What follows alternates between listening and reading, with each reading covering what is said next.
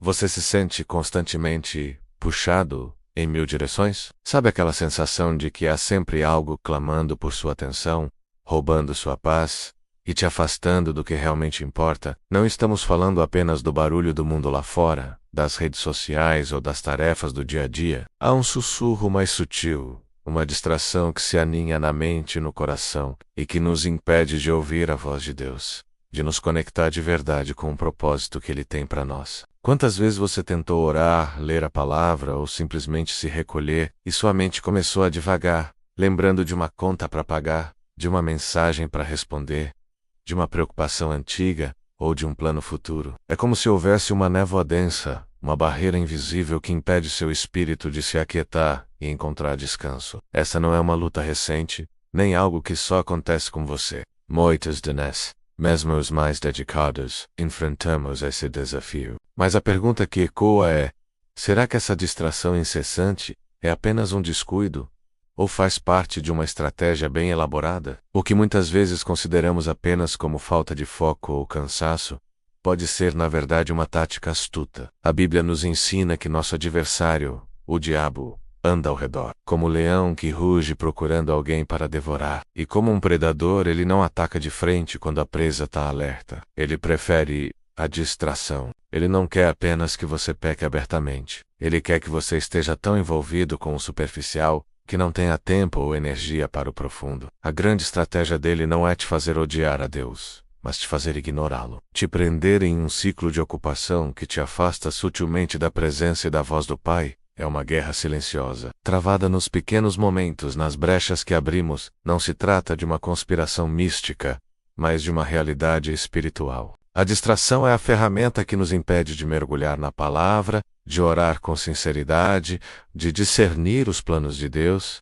Ela nos mantém correndo em círculos, esgotados, mas sem nunca realmente avançar na fé. A tese é clara: a distração não é um mero incômodo, mas uma arma espiritual que visa nos afastar do nosso propósito e da plenitude de vida em Cristo. E entender isso é o primeiro passo para resistir. Para entender melhor essa estratégia de distração, olhemos para uma história simples, mas profunda que Jesus mesmo nos contou: a de Marta e Maria. Marta, com seu coração zeloso, estava sobrecarregada com os preparativos para receber o Mestre. Ela estava cheia de boas intenções, querendo servir, organizar e fazer tudo perfeito. Mas enquanto ela se afadigava, ansiosa e perturbada com muitas coisas, sua irmã Maria estava sentada aos pés de Jesus, simplesmente ouvindo. A queixa de Marta a Jesus não foi de maldade, mas de exaustão e de um foco equivocado. Ela disse: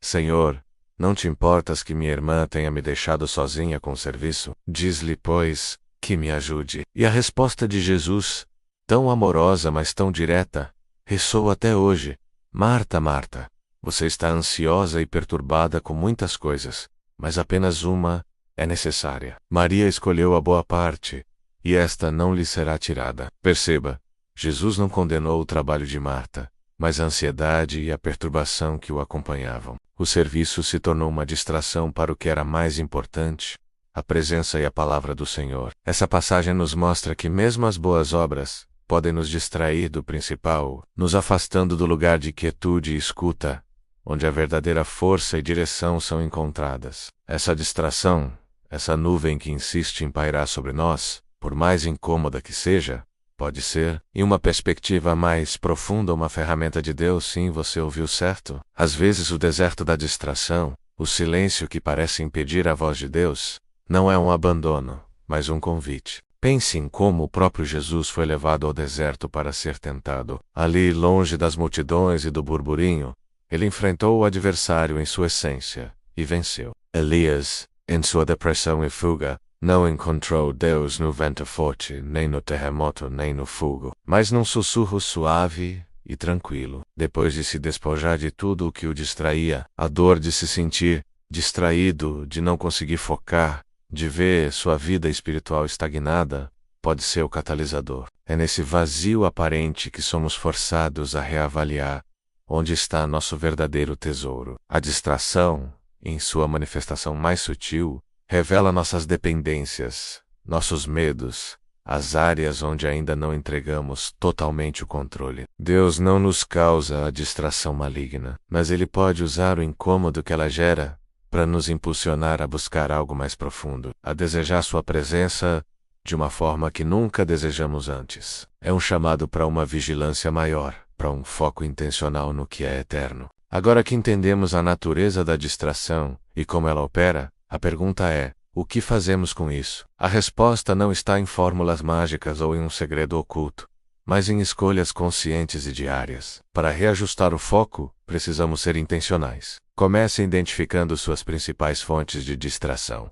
São as notificações constantes do celular? É a necessidade de estar sempre online? É a preocupação excessiva com o que os outros pensam? Ao nomear o inimigo, você já está um passo à frente. A palavra de Deus nos exorta a lançar sobre ele toda a vossa ansiedade, porque ele tem cuidado de vós. Isso significa que, antes de tentar resolver tudo por conta própria, você deve entregar suas preocupações e as fontes de sua distração a Deus em oração. Crie momentos de silêncio intencional em seu dia, mesmo que sejam apenas 5 minutos. Desligue as notificações. Abra sua Bíblia e peça ao Espírito Santo para falar com você. Não espere que a vontade de Deus se revele em um clarão. Muitas vezes, ela se manifesta na clareza que surge quando você silencia o barulho. Faça uma escolha firme hoje, de priorizar a presença de Deus acima do turbilhão de demandas que o mundo impõe. Pequenas escolhas, feitas com diligência, geram um impacto gigante na sua vida espiritual. No meio de toda essa luta contra a distração,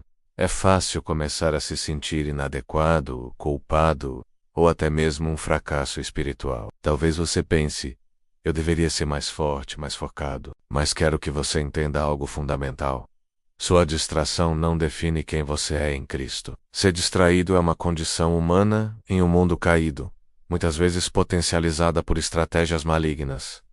Mas não é sua identidade. Sua identidade está firmada no que Jesus fez por você. A Bíblia nos lembra que, em Cristo, somos novas criaturas. Você é amado, escolhido e perdoado. Seus momentos de luta com a distração, suas quedas no foco, não apagam essa verdade. Deus não olha para a sua performance perfeita, mas para o seu coração que busca a Ele, mesmo que imperfeitamente. Como Paulo escreveu em Filipenses 3, 13-14, esquecendo-me das coisas que ficaram para trás e avançando para as que estão adiante. Prossigo para o alvo, a fim de ganhar o prêmio do chamado celestial de Deus em Cristo Jesus. O encorajamento aqui é que, mesmo tropeçando, você pode se levantar e prosseguir. Sua luta não anula a sua condição de filho. Ela, na verdade, te impulsiona a depender mais daquele que te chama pelo nome e te capacita a vencer. Chegamos ao fim da nossa jornada sobre a distração, mas este é apenas o começo da sua vitória. Você viu que a distração não é um acaso, mas uma estratégia, e que em meio a ela, Deus pode estar te chamando para um lugar mais profundo de intimidade. A verdade é que a batalha contra a distração é constante. Mas você não está sozinho nessa luta. O adversário quer te exaurir, te fazer desistir, mas a palavra nos diz para resistir ao diabo, e ele fugirá de vós. Resistir à distração é um ato de fé. A virada de perspectiva é esta: a cada vez que você escolhe silenciar o barulho e se volta para Deus, você está declarando a Ele que Ele é sua prioridade. Cada momento de foco intencional na palavra, cada oração que rompe a névoa da ansiedade, é uma pequena vitória que fortalece seu espírito. Não espere que a distração desapareça por completo, mas decida que ela não vai mais roubar seu propósito. Escolha conscientemente vigiar e orar, para que não entreis em tentação. O caminho para a restauração da sua paz e do seu foco começa com a decisão de continuar lutando, dia após dia, buscando a face daquele que é a única fonte de verdadeira paz.